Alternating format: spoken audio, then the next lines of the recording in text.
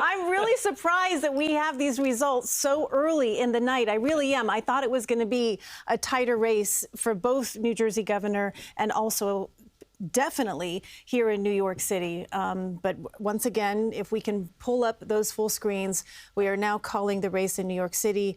Zohran Mamdani will be the 111th mayor of the capital of what some people think of the world. So let's discuss this.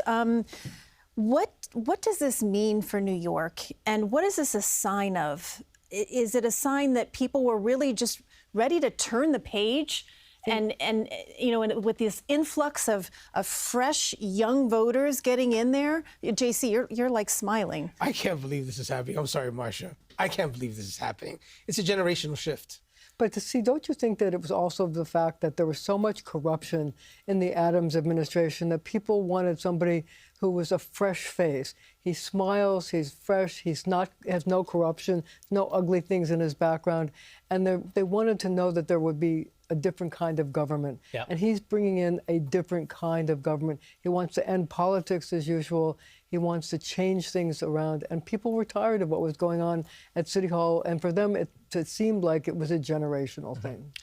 Look, the fact is that had Mayor Adams just done a couple of different things, hired the right people around him, this would have been a Mayor Adams 2.0 election night. He would have been cruising to re-election. When you take a look at the economic development in the city, crime in the city, but that's yesterday's news. Tonight's a big night for Assemblyman. I'm sorry, I don't mean to interrupt you, but I don't think Tripp agrees with exactly that. I think that Mayor Adams wouldn't have cruised to victory with all the corruption. I'm not entirely sure. There's a lot of what ifs, but look, Mayor Adams, even before the Department of Justice under Biden indicted him, he was getting into feuds with the Democratic Party. He was criticizing President Biden for the last 2-3 years on the migrant crisis. He was handling it very, very differently than how the Democratic governor of New York State, Kathy Hochul, was handling her relationship with the Biden administration. So no, absolutely not. I disagree with you respectfully. Look, Marcia is absolutely right. It is a generational change and is a completely different approach to the status quo. Zohran Mamdani launched his campaign in October 2024. If you'd follow who he was running against, initially it was running against Eric Adams' Democratic Party. We know what happened to Eric Adams, and then it was running against Andrew Cuomo. This was a completely different shift. Status quo, approach, policy.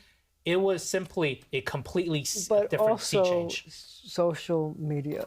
He reached a young voter, and he energized them, and he got them to the polls. And that was a huge part of this victory. Yeah. In June, real quick, in June 2025, 40,000 new voters, mostly young, came out for the first time. This is a remarkable night because you have someone, and he's won tonight. Congratulations, Assemblyman. I will hold your feet to the fire here on the point whenever Marcia invites me. Which is this week. In this weekend. I'll give him high fives when he does right.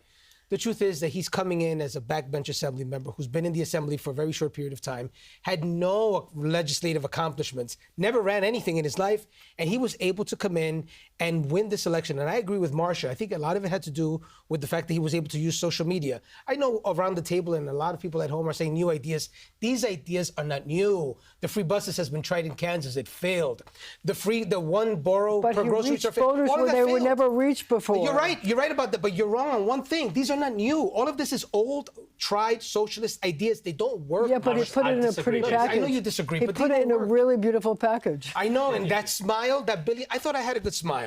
He beat me by a lot. JC, you're comparable. You're very competitive, okay? No. Yeah, don't sell yourself short, my friend. No. But look, actually, on the fast and free buses, when he was in the assembly, there was actually a pilot program, one free bus route per borough. It actually was a success. He did not even come through with his own bill. Yeah, but it was not a success. The MTA did not like it at all, just for the record. If the user experience on that was very positive, look, and it cost them a lot of money. This will cost a couple $100 million. When you compare it to the scale, MTA doesn't have the money for that. Just for the record. That's why you have allies in Albany.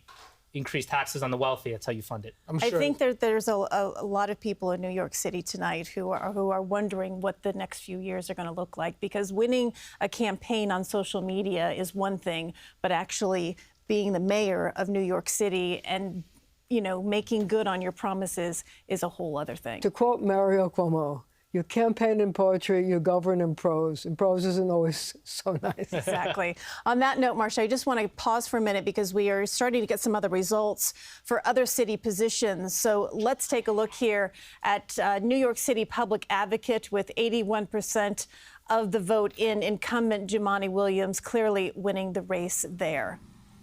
Some other races that we're looking at: New York City Controller Mark Levine, command lead there with 75% of the vote. Manhattan District Attorney Alvin Bragg, the incumbent there, also with a commanding lead, 73%. And once again, Mayor of New York City, Zoran Mamdani, with 50%. Breaking that 50% barrier, which is something that some people question whether if he could do, but he has on a historic voter turnout night as well.